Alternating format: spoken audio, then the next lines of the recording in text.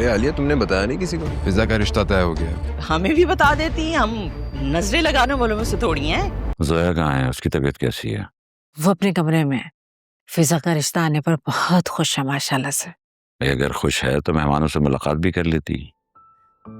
एक बात कहूँ आपसे, अगर आप बुरा ना माने तो? क्या कह रही हो? कह भी दो।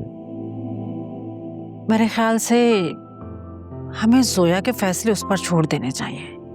किससे मिलना है, कब मिलना है, नहीं मिलना, ये अपने सारे फैसले वो खुद ले तो अच्छा है। क्या वो ये फैसला करने के लिए तैयार है? अगर वो तैयार नहीं भी है फैसले लेने के लिए तो उसे होना पड़ेगा। पूरी जिंदगी है उसकी, जिंदगी गुजारनी है, बेटी का साथ है, हम कब तक हैं उसके साथ? आज मरे कल दूसरा दिन, अब सारे फैसले उसे खुद ही लेने हैं अपने। शायद तुम ठीक कह रही हो। चलो ऐसे ही सही, बस मेरी बेटियां खुश रहें, मुझे और कुछ नहीं चाहिए। मैं ये फिजा के कमरे में रख के आ रही हूँ।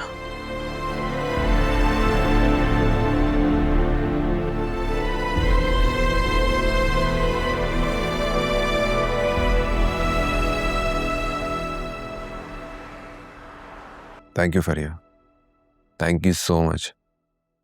अगर तुम उस दिन हेल्प ना करती ना तो मैं अपने भाई को खो देता। तुम्हें अंदाजा नहीं है कि वो हॉस्पिटल में किस कंडीशन में था, उसकी बहुत हालत खराब थी। You're most welcome. लेकिन ऑनेस्टली मम्मी ने उस दिन कुछ ज्यादा ही बोल दिया था। I was so embarrassed. It's okay, it's fine. मैं आंटी की फ्रस्ट्रेशन समझ सकता हूँ। Oh God, उस दिन मम्मा ने जब तुम्हें कहा कि फरिया से तुम्हें शादी करनी पड़ेगी, तुम्हारा रिएक्शन देखने वाला था। I mean, जब भी मैं उसके बारे में सोचती हूँ मुझे इतनी हंसी आती है। But thank you so much कि तुमने आंटी को संभाला और समझाया। वरना क्या तुम मुझसे शादी करने के लिए एग्री कर जाते? फरिया, आई एम मैरिड ना, and you know it already, right? Right. I know. Mama these days, she's so unpredictable. Actually, cancer की वजह से वो काफी सेंटी सी रहती हैं। लेकिन मैंने उनको बहुत बातें सुनाई। वो इतनी शर्मिंदा सी हो गई थी वैसे तो। नहीं फरिया, देखो प्लीज, अब उन्हें मजीद बातें मत सुनाओ। वो उन्हें जो ठीक लगा उन्होंने वही कहा। It's okay, it's fine. तबीयत कैसी है उनकी? She is much better now. बस एक तो डॉक्टर के विजिट रह गए हैं, that's it. नहीं इंशाल्लाह उनका अब कैंसर उनका क्योर हो चुका होगा, तुम देखना। Inshallah. I hope so. But I am really happy for you, Wase.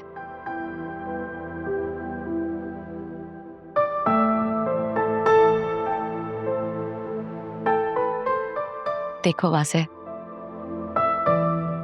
मैंने रियलिटी को एक्सेप्ट कर लिया है। आई नो तुम अब किसी और के हो चुके हो, और ये तो मैं तुम्हें प्रूव कर भी चुकी हूँ। लेकिन तुम मुझे खुद से प्यार करने से नहीं रोक सकते।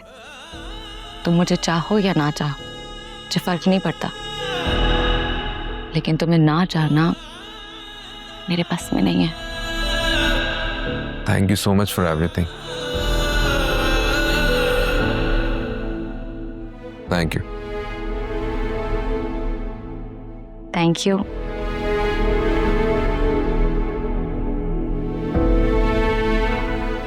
No, actually I am really sorry. उस दिन मम्मी ने इतनी बातें कर दी थी। वो भी माँ है ना, at the end of the day एक माँ अपनी औलाद के बारे में ही सोचती है, तो बस इसीलिए। डोंट वरी, मैं पर्सनली उन्हें थैंक यू करने आऊंगा। तुम्हें लगता है सिर्फ थैंक यू से बात बन जाएगी? तुम्हें पेनल्टी पड़ेगी। तुम्हें अब मामा को डिनर पे लेकर जाना है। हाँ ठीक है, नो प्रॉब्लम। तुम जब कहोगे हम तब चलेंगे।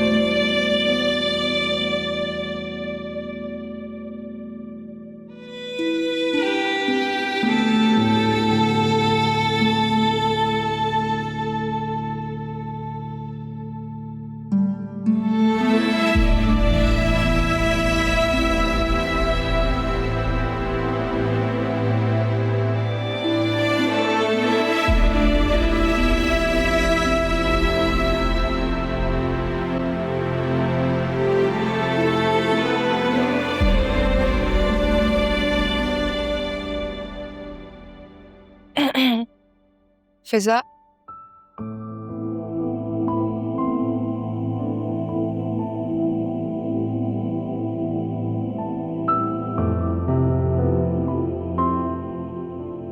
काफी महंगे गिफ्ट्स हैं,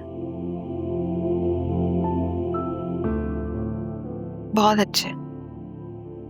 अल्लाह तुम्हें मुबारक करे। Thank you. आमीन। आपकी तबीयत कैसी है?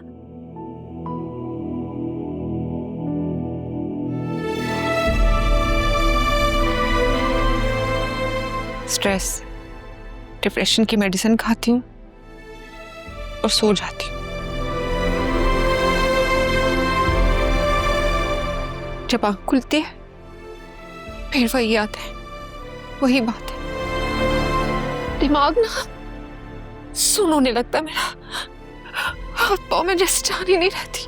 मुझे लगता है अब आपको थेरेपी की जरूरत है। किसी अच्छे साइकोलॉजिस्ट को दिखाएं। तुम्हें भी मैं पागल लगती हूँ।